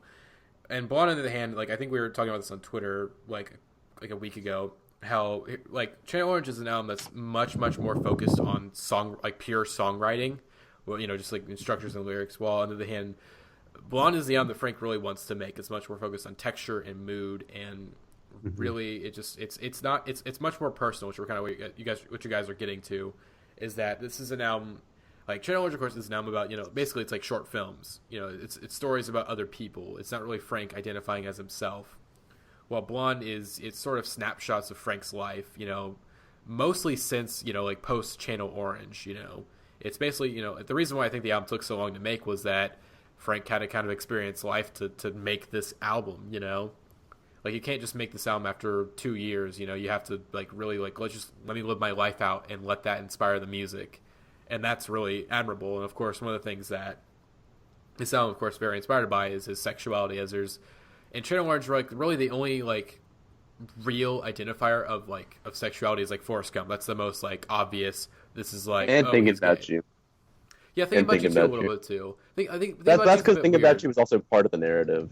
And also Think About You was written. You know, it wasn't Frank's song originally. It was written for someone else that was a woman. So, you know, it's anyways. But he left it. He left it as boy. Yeah. So you know, anyways, and it seems to be about his first love. Mm-hmm. Which is so the same guy from Ivy, essentially. Mm-hmm. Which we'll get into the songs, but yeah, very, you know, the narrative. Talk about White Ferrari for a second. Ooh. Oh, don't even get me started. I love Ferrari. The Here, There, and Everywhere sample in White Ferrari is perfect. Like, so perfect. Like, what is like, spending each day of the year. I think that's the only, like, quote he uses. That's the only, like, line he quotes directly from the Beatles song. But, like, that little vocal melody, he turns a song which is kind of like, you know, kind of humdrum and dreamy by the Beatles into just this very cathartic, very gorgeous, very kind of heartachy ballad, and it is gorgeous. And you hear you got your Justin Vernon whoops. You hear woo, woo, and you're like, oh, Justin. Then you have Frank Ocean sounding like he's doing his best James Blake impression until you realize that it actually is James Blake when you check the track listing. That's fun. Actually, it might not be, like, again, like I'm reading the Genius page right now. It's very, like, unclear whether or not Bon Iver and James Blake are actually like singing on the song. Bon Iver definitely is at the end. Definitely. And I think they're both James credited Blake. as writers, but they're not. They're credited as writers. You hear Justin's there. You can hear Justin Vernon for sure. Yeah, that last verse is him. All right, but yeah, there's tons of really like really great lyrics that, again, it's a much more personal album. Like, it is Frank, again, like you were talking about, it's much Frank looking inward at himself and not really about not other people. Like, you know, Ivy is a big example of that. But what I want to talk about, which Lizzie, you mentioned this, Lizzie, as your least favorite song, and I'm like, I can't, because this song this song grew on me. You know, because wait, shit, is this a cover? I think it's a cover. Shit. Close to You? Yeah, it might be. It says, again, I'm reading the Genius page. Close to You is a cover of Stevie Wonder's cover of Close to You by Burt Bacharach and Hal David. Hold on, shit. I'm reading the lyrics. Actually, no, never mind. Anyways, but yeah, I really like Close to You because basically it's the best Drake song of 2016. It's basically it's the best Drake song that Drake never made. Like, it's a better Drake song than like any other Drake song. Like, it's very reminiscent in the production and in, like, the vocal effects and whatnot, and sort of the atmosphere that he's going for. And I really love the lyrics too, because it's like reading up on the lyrics. Like, I did my lyrics listen through, like, yesterday, and, like, singing that first bit, you know, I'll be honest, I wasn't devastated, but you could have held my hand through this, baby. In my mind, I didn't need warn your ex, and I was like, shit, that was me this year. That was like, I wasn't I went through a breakup this year, and I wasn't devastated by it, but it definitely was like. It definitely happened by surprise, you know. It was definitely just sort of like, I was shocked, and it was just like, and that's why I really like Close to You, because, you know, the vocal effects really kind of help add the atmosphere of it, and that sort of that disconnect and that emptiness that Frank's kind of trying to achieve on the song, of just really just complete shock and just essentially your heart's been ripped out of your body and you can't really do anything about it. You're just kind of laying there, almost, you know, emotionless, but not emotionless enough, you know. And it's something that I really, it's a very hard feeling to achieve, because emptiness, it's sort of hard to sort of, you know, apply emptiness to music, because emptiness can very easily kind of get into emotionalness and monotone, and it can very easily get into that, which is why I didn't really care for Earl Sweatshirt's album Doris, just because He's very much monotone. It's monotone, but it doesn't quite hit the emotional highs that he needs to, because it's like the lyrics, it's almost there, but not quite. I do think Frank achieves very well. It's also something that it's the reason why I love an artist like Dean Blunt so much, is he's able to have this sort of monotone delivery, but still have pack a lot of emotion into it. And also, but I really like Close to You. I think it's a top 5 track on the album personally, and I didn't really expect it to be, because it's something that it's an album that I think it's a track that people like. People like to easily forget, but because it's so short. It is very short. That's why people forget it.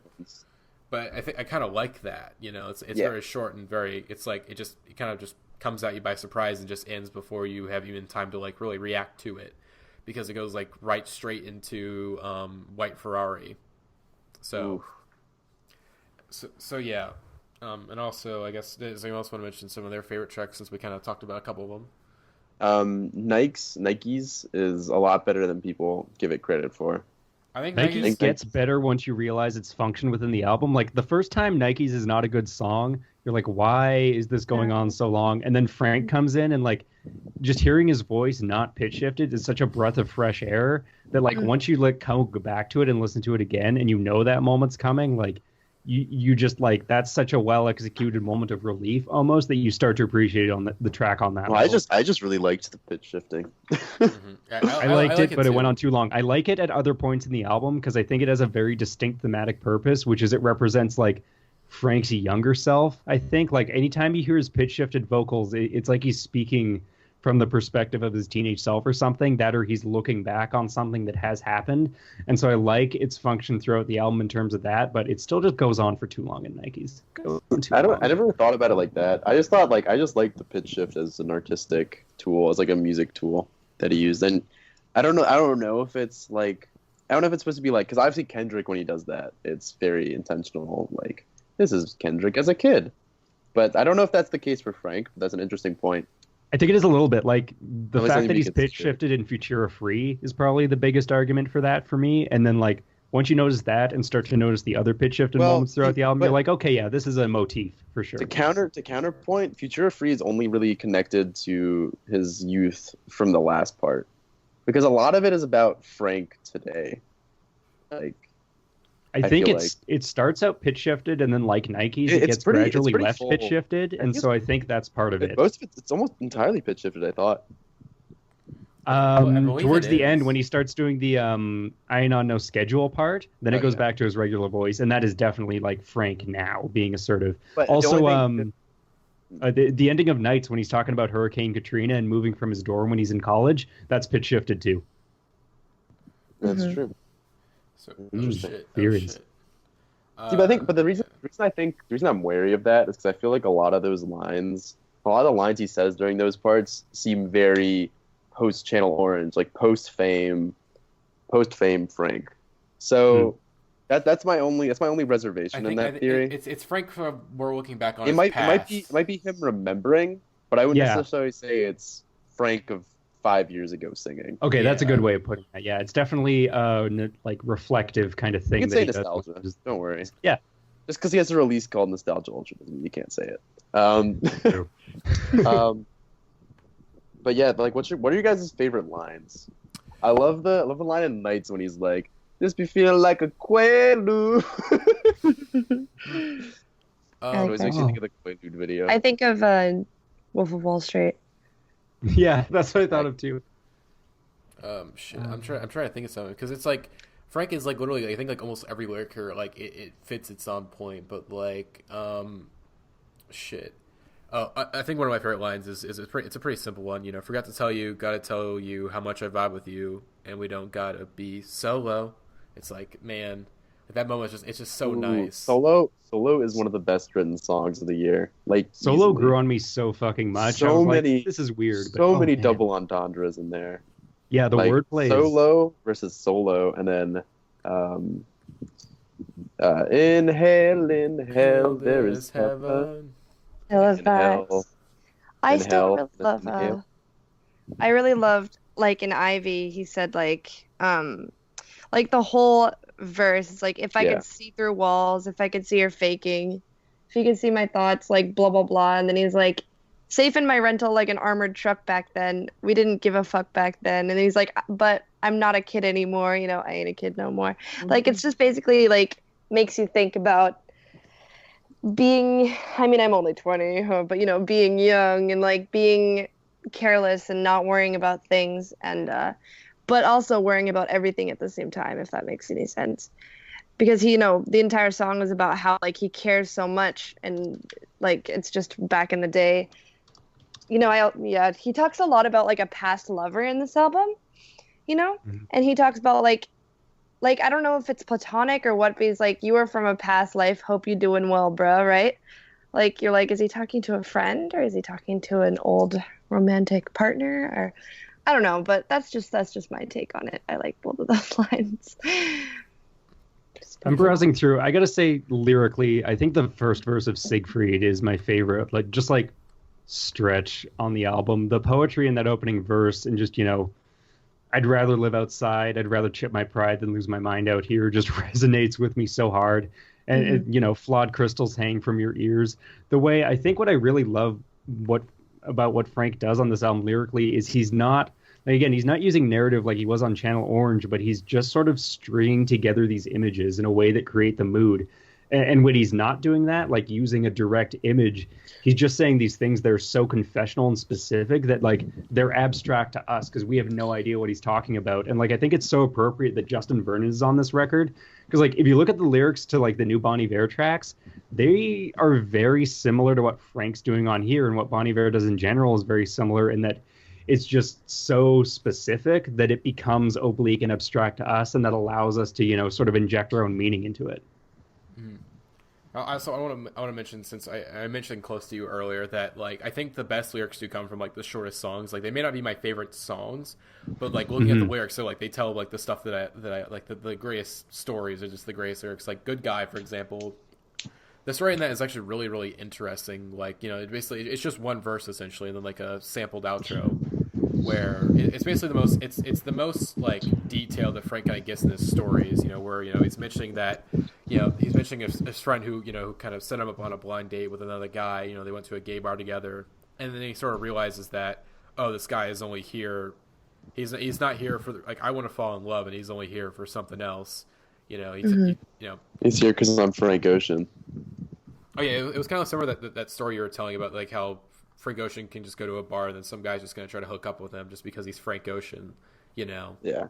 I think it's actually the opposite. Like, looking at the lyrics, it's a good guy. He hooked it up, said if I was in NY, I should look you up. I think it's like a friend who's setting Frank up with this guy. Yeah, like I said, it's a blind date. Yeah.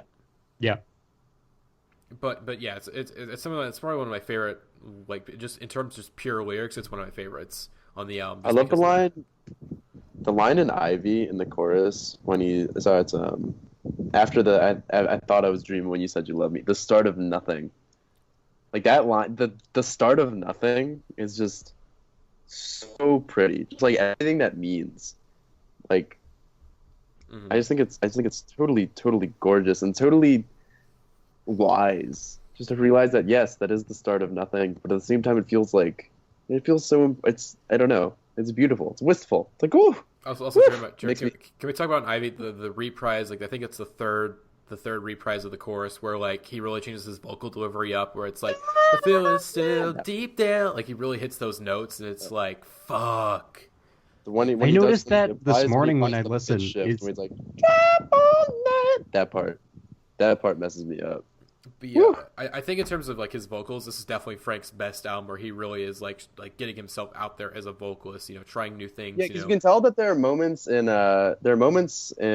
Channel Orange where you can tell that he uses a little bit of auto-tune to shore up to hit those high notes. But I think in this one he's really actually become a much better singer, and you can really hear it, and his confidence too. His confidence to be able to use pitch shifting in the way he does, like that takes serious balls to use pitch shifting, because not a lot of people like pitch shifting. Like it worked for Vampire Weekend, but you know it's a very, very risky. Yeah, I think definitely opening the album with like, because like you're just thinking, I remember like that first listen of Nikes, you're craving hearing like new Frank, like specifically Frank Ocean's voice singing again so badly. and then you get 3.5 minutes of pitch shifted, like that is definitely a statement to put at the beginning of this album in terms of like, if you're expecting the same, like this is a different thing. This is my own thing that I'm doing now. Like this is not for you. Mm-hmm. So I think we can safely say that we all enjoy this album a lot. Yes. Oh, absolutely. I love this album. And also, I will say, can we talk about the interludes? Because we haven't really gotten to the interludes just yet. Like, yeah, I think people don't get Facebook Story or Be Yourself. I remember on Indie Heads, there was that one guy who was like, "This album sucks, and I hate it. I'm on 3 songs in, but I hate it." Man, I forgot about it. He compared it to Speeding Bullet to Heaven. This motherfucker on Indie Heads compared it to Speeding Bullet to Heaven. He was being edgy because this is the crowd that Indie Heads attracts nowadays. But essentially, like, he was saying that that Be Yourself sounds like a self-help book, and he doesn't like it because it sounds like Frank is trying to tell him to stop doing these things, which is like, I just could not help but just laugh like, when our friend commented that, just because it's like, are you thick? Like, even in the next song, he talks about smoking weed. Well, that's the funny point. This is a voicemail addressed to him, essentially, that he's like ironically putting on the album. It's not addressed to Frank. It's one of his friends. It's like it's one of his friend's mom. No, it's his mom. I think it's his mom. It's not his mom. But it's still like kind of being directed at him. Like it's an internal monologue. He just said it was his mom. No. But, hold on. I can go to I'm on the Genius page right now for the album. I can go to Be Yourself real quick. So let me read the thing. Be Yourself is a voice message from Rosie Watson, the mother of one of Frank's childhood friends. There you go. So it's probably the same lady from Not Just Money. I think so. That's what they say it is, yeah. Mm-hmm. But I actually don't think it's added ironically. I think it's obviously not. He's obviously not like saying that. He's obviously not agreeing with her because he definitely doesn't follow her advice.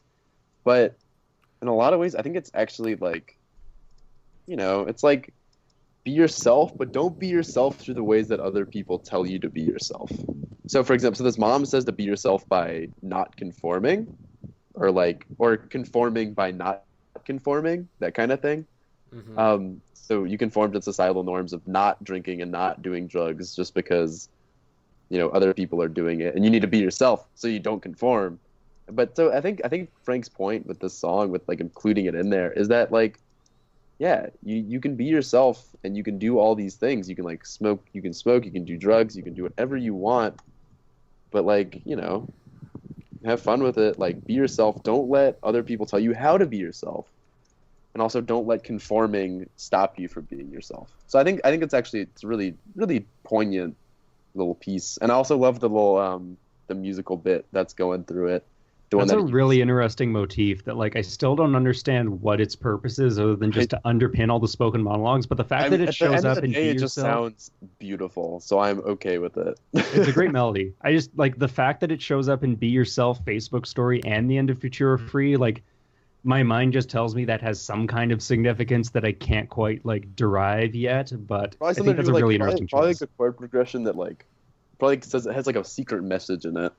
Or something. I think that maybe it definitely sounds like some Boards of Canada shit. I honestly got Eno. Like that's the influence that I got from the instrumental. That sounded like Brian Eno because he's listed as like one of the album's contributors, I guess. Which the contributors is sort of loosely. What was Brian Eno's first band again? For those of us who are listening, Roxy Music. Whoa! Frank Ocean listens to Roxy Music, confirmed. Like I do think like I don't listen to much Frank Ocean. Much Brian Eno. But for some reason, that's what I got from like a lot of the sound is that there's definitely like a decent amount of like Eno influence throughout the album, and really that's like, well, of course it's Brian fucking Eno. He's been around since the 70s. He's been like a part of like so many bands rise to dominance. Talking Heads, David Bowie, Coldplay. Shouts out Coldplay. That's for Viva La Vida, boys. Good album. So yeah, Brian Eno's been involved in so many like big indie groups, or so many big groups that have been like very influential in the indie scene. A lot. Here's an influence that this is maybe like going out on a limb a little bit, but this is something I started picking up. I kind of hear some Arthur Russell in this album. Ooh, I was gonna say that. Yeah, Arthur Russell. Yeah, no, there definitely is, especially on fucking Close to You. I think with the vocal modulation, that sounds so World of Echo, and just like the way this album so much sounds like Frank just singing into his laptop, like it picks up that very vulnerable personal feel that a lot of Arthur Russell's music has. Mm-hmm. Because Arthur Russell, again, which Jeremiah, have you gotten? I told you to listen to Arthur Russell. I when we were in haven't gotten Chicago. the chance to. Like, I really do feel like if you got into Arthur Russell, like you would be really, really into him. But anyways, Arthur Russell is great because again, he has this vibe in his music. He's very much like a bedroom pop innovator. Like a lot of artists, whether they know it's like kind of like Roxy Music, how you're talking about. Like there's a lot of artists out there that have been influenced by Arthur Russell, whether you know it or not. Because he just there's a specific vibe in his music that was just so of his own, where it was very personal and very like essentially he was making all his music in his house, like in his apartment, you know, where it's very you can sometimes hear the sound of like people walking on the floors and whatnot, and it's very it's very personal and very sort of like one. And I think the reason why it's never like his music, like most of his music, never went really like a release when he was alive, was because it was so personal to him and very like of like himself that he just kind of was afraid to put it out there. Yeah, it was his diary basically, and this is like, this is kind of Frank's diary in the same way. This is just like his document of like the 4 years that have elapsed since Channel Orange. Mm-hmm. And of course, and also the person the personalness of the album is also kind of shown in the instrumentation, which for the most part is very minimalistic and sparse, and they're really and also I think Not a lot of percussion. Not a lot of percussion. There's a couple songs in there, which I didn't really realize. I mean, I obviously recognized it, but I didn't realize why. It was so spectral and what was making me enjoy it so much until someone pointed out that there was no percussion, and that was, I mean, it's so gorgeous because of that. But I want to go back to because we talked about the first interlude. I want to talk about Facebook Story. Oh yeah, and then the of course Future of Free before we wrap up. Facebook Story. I've seen a lot of people obviously be like, oh, clearly Frank is saying that technology is bad. Haha. Does anyone else our generation sucks because of Facebook? And like. Yeah, you could kind of say that like that might be what it's about. Oh, okay. So like this guy broke up with his girlfriend because of the advent of Facebook. But I think at the end of the day, it's not necessarily about that because obviously Frank Ocean wouldn't be anywhere he is without the internet. He's very much one of the first true artists of the internet generation. But I think a lot of it is really like. It's more about people and relationships and how even if you think you're truly in love and truly in a good place, like these small things can come along and ruin everything. And so in this case, it was Facebook, and it's pretty sad. Sebastian sounds very sad in the song. Well, he was with her for 3 years. Yeah, and it's something so insignificant that brings him down. That brings them down, and it's like it sucks. And I think people are misattributing it to technology being bad, whereas it's really people change, and so does the world, and so does technology, and so Mm-hmm. I think that's generally the motif. Yeah, I was going to say that, where it's very much just sort of about how whenever new elements are thrown into people's life, that could cause erratic change and really I guess the Facebook coming around kind of showed the true colors of Sebastian's now ex-girlfriend.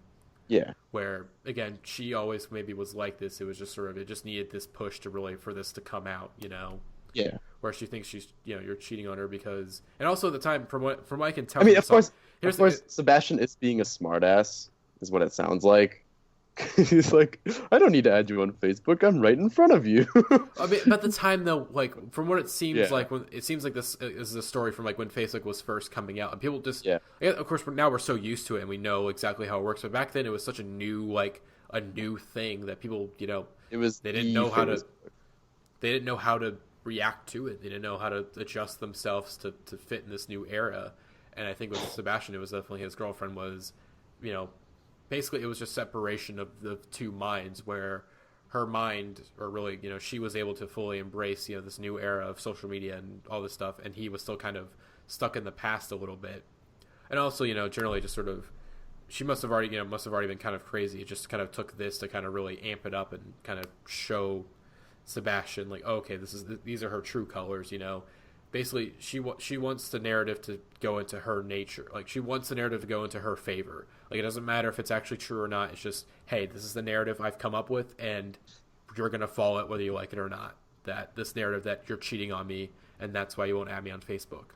And so, yeah. That's about all I can Yeah. say about Facebook Story. And pretty then, good. of course, Future of Free. See, I think I'm still kind of confused by the ending of Future of Free, just the interview, because it's so like spliced together that it's not clear what the hell's going on in it, because the interview parts are all like so spliced together that you never really get a clear point of like where they Genius say. helps. Genius helped Yeah. a lot. Because it actually tells you who's speaking and when. Mm-hmm. But as far as I know, it's Frank giving the interviews with all of his buddies, including his brother Ryan, who was like 12 at the time. He's the kid with the really high-pitched voice Yeah. at the beginning. I think it's easy to like just kind of say that this is about like youth and like being young and being a kid and all that. But I think it's probably about a bit more than that. I can't tell you exactly what that is yet.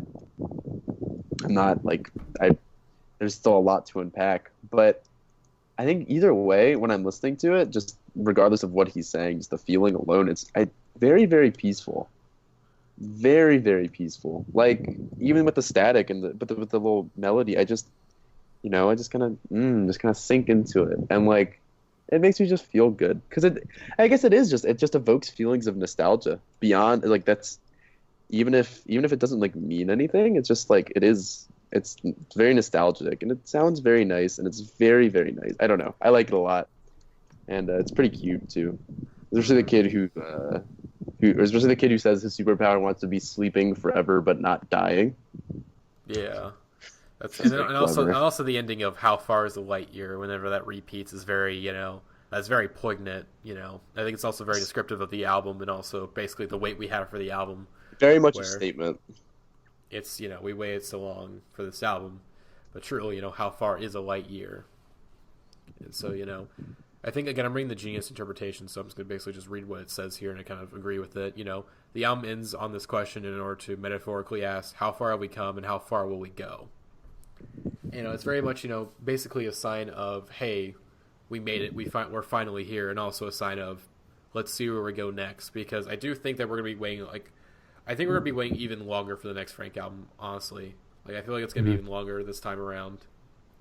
And that's fine, because I think Frank is going to be one of those artists that comes around every couple of years. It's like Sufjan, Sufjan didn't drop an album, he hadn't dropped an actual solo album, since Age of Rods before Carrying Lowell. That'd been 5 years. Right. Yeah, he's dropped 3 albums in the last 10 years. So I think he did pretty well, honestly. I'm happy. yeah, and obviously, yeah, it's totally. worth the wait. I do think this album is worth the wait, and I think it's definitely now that the more I listen to it, the more I enjoy, and the more I'm unpacking it and realizing certain things and going, oh shit. There's certain songs if we did this discussion 2 days ago, I would have probably been I would have agreed with you that Close to You is one of the worst songs, but now reading the lyrics and then really getting the vibe of the song, it's well, it's one of my favorites now because it's shit. I just relate to it so much. But yeah, Blonde, I feel again, it's so weird to discuss this album. I feel like it's just not the time. But I don't know. I will give you one piece of advice. I'd say avoid Genius for this one because Genius is notorious for not really getting things. Mm-hmm. And most notably is that line I was telling about in Future of Free, didn't you get the memo? I don't fuck bitches no more. The Genius interpretation is literally so in 2012, Frank released a memo saying he's gay. So therefore, he's saying to this person that no, he doesn't have sex with women anymore because he's gay. But he will make an exception because this person is being pissy. And it's oh my God. Whew.